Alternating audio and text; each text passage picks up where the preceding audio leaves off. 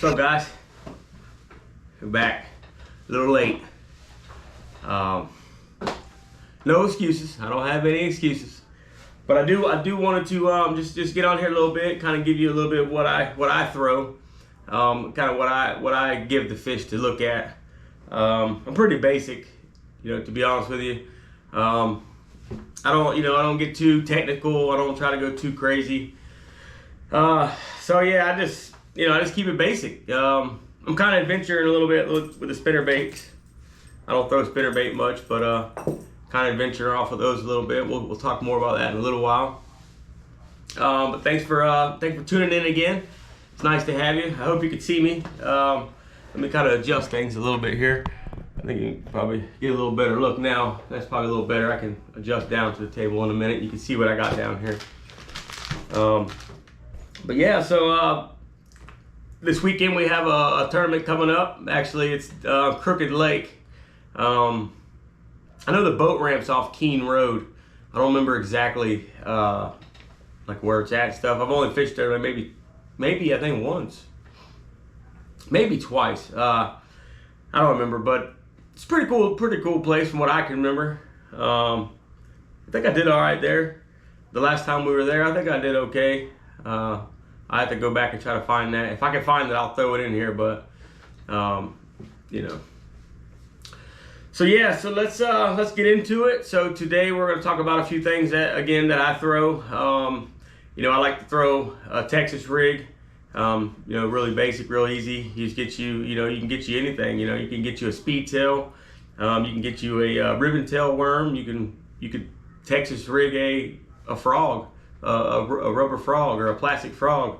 You can Texas rig about anything. Some people stick bait. They got the I guess what you call them is something like a Cinco. You can Texas rig those. I also throw a frog, hollow body frog. Kind of give you a look at it right now, but yeah, something similar to that. I got a few different colors that I throw. Again, I'm trying to venture out on some spinnerbaits. Yeah, so normally I'll just Texas rig with a bullet weight normally. If I'm getting into flipping or if I'm pitching or something, I'll up my weight. With that, that's a whole different story. But we're not going to get into all that today. We're going to keep it basic. This is just 3 baits that I think that you could take out pretty much anywhere. And I would say probably anywhere across the country too for any bass, and catch you some fish. So stay tuned and enjoy the show. Okay, so first we're going to talk spinnerbaits. So spinnerbaits is something I'm just really I'm getting into. I know it's an old school bait. I know a lot of guys who throw these and they catch big fish. You may not get a lot of fish on these, but if you stay patient and you consistently throw them, you will catch some good sized fish. So here, on your regular, sunshiny days, I would just stay with, one Willow, one Colorado blade, just to give them both presentations on that. And then some days I'll throw a trailer hook, and that's only when I don't have a lot of cover. If you're fishing on the outside edge of grass and stuff, a trailer hook's great. But if you're throwing it through lily pads, if you're dragging it through some weeds or something, take that trailer hook off because you're gonna get a lot of snags. You got various sizes. This one is, I think, a 1/4 ounce, might be an 1/8 ounce. You got a 1/4 ounce, 1/8 ounce, 1/2 ounce, 1 ounce, depending on the water depth. Probably going to depend on the wind, how much wind you got, how fast you want it to sink, how slow. This is going to be on your brighter days though. So this is something like this, it's a lot of sun there, but something like this, you're going to get a lot of flash. Here, I would say more on your days, your cloudier days. You're gonna have a double. I think the top's Colorado. I don't know exactly what this one is. Maybe, yeah, I don't remember. But yeah, if you know, let me know in the comments. But yeah, again, I'm not real savvy with the spinnerbaits, but You know, a lot of people throw them, and I do not mind any info in the comments, and that helps me learn too. You know, I'm not a professional, but you know, I'm learning. So these are the two, not the two exact ones that I would throw, but two of the similar colors that I would throw. And then again, the sizes are going to vary, just depends on the day, the weather. So then you got the frog. Frog's really great. Again, depends on where you're at, the time of the year. These things can get you some big bass. These you're gonna want to throw really close up to the edge of the you know, of the edge of the bank, up to close to trees, up under lane or overlying trees. You can run it fast, you can run it slow, you can pop it, stop it, pop it, stop it, stop it, pop it. It just depends on how you want to run it. You can run it fast. I've seen them run it fast. You know, a little trick that I do is when they come in the package, they're gonna come. These are gonna come really long. I like to take them down a little bit. Jeez, that thing's giving me a hard time here. Excuse me. All right. So I like to take them and I'll just cut them. You want to keep them at an angle so they have that kick motion to it. This is just your pad crusher. I think it's a booyah.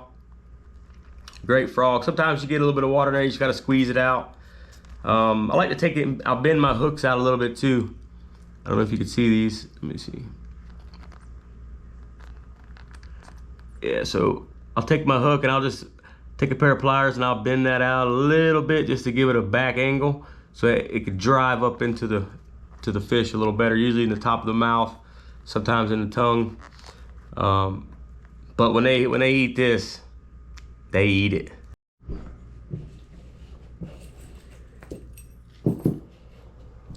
Now we're gonna talk Texas rig. You can take whatever you want. Like I said, you know, I like a ribbon tail. This is a Charlie. One of these here. Actually, this is a different color. Red shad. Dang it. I can't think right now, but yeah, so these are Charlie worms. Both of them are great to use. Got your speed tail. You use your June bug. Another speed tail, watermelon red. It's up to you. I like to use a 5/0 straight hook, vector hook. Again, you can use any type of hook, Yamagata. This is an offset worm hook. This is a 5/0 as well. This is a 4/0 extra wide gap hook from Vector. So what I'll do is, first, I usually use braid, but I'm gonna use a piece of this mono here for you just to show you. And here I got an Angler tungsten 3/8 ounce. Depending on the weight, or I'm sorry, depending on the weather, or yeah, the weather, or the water, really, how deep it is, how fast you want it to sink. You want it to sink fast, you throw a bigger weight. If you want it to sink, you know, slower, you go with a smaller weight. You can get these from Walmart here. This is your 1/16 ounce weight from Bullet Weights. This is pretty small. This will kind of keep your weight, or keep your bait. It'll kind of fall a little slower. Angler Tungsten does have a bunch of small weights the same size too, so check them out over there at anglertungsten.com. I'll leave all the description to most of this stuff, or I'll leave the links to most of this stuff in the description. But I'm just going to show you, just for demonstration purposes. So what I like to do is I'll take my end of my line and I'll stick it to the tip here. Some people do use a bobber stopper, but I only use that if I'm flipping or something. But just regular Texas rig, I want it to kind of do this here on the line. So once I get my weight on there, I'm going to take my hook. And you're going to remember, you want to go from the inside of your hook, not the outside, because the inside is going to push your hook up this way. If you go from the back side, it's going to push your hook up out, away from the fish's mouth.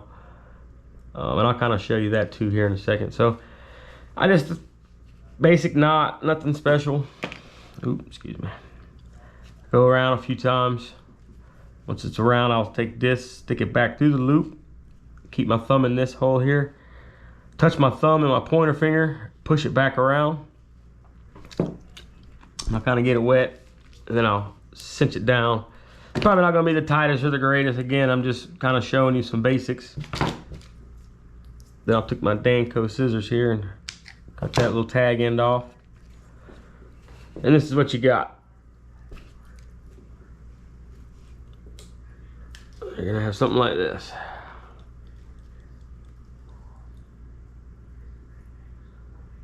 So how that's kind of designed is that weight comes down and it's supposed to hit it here and push it up. Leave it stiff this way when you tie it from the front, and that's going to put it right in the roof of the fish's mouth when he comes down, top of the mouth almost every single time. If you do it backwards, the weight's going to push the hook out that way, and when the fish grabs it, it pushes the hook out of the fish's mouth. But so always remember from the inside. So this is what it's gonna look like when you get done. So what you're gonna do is now you're gonna take your worm or whatever, whatever plastic you want to use, speed tail, whatever. Push it down.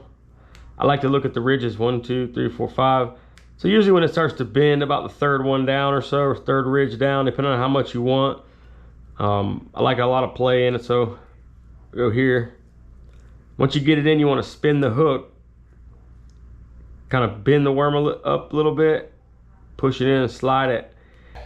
Well, hope you enjoyed the show today. Again, I'm sorry I'm a little late on getting back to y'all with a video. I'm a few days late, and that's never good. But guess what though, you get 2 this week, so you get an extra one. So I'm gonna give back to you a little bit, don't worry. Be looking out. We got again, we got Crooked Lake this weekend. That's with the DeSoto Bass Club. Yeah, so I don't have much to say today. It's been a crazy week, crazy month, crazy year. It's just been crazy.